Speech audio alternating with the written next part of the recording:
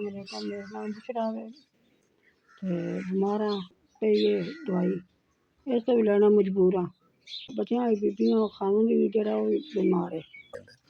जी एक बेटा सीरियल है जरा दवाई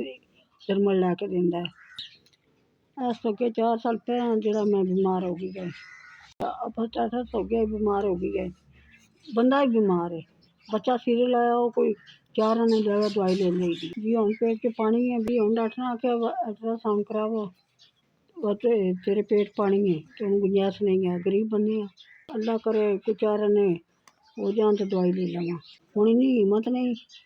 और जाके ते अल्ट्रासाउंड करा के ते एदा हल कर लेंगे जी दवाई दारू तो जी बड़ी मजबूर हाँ गरीब हाँ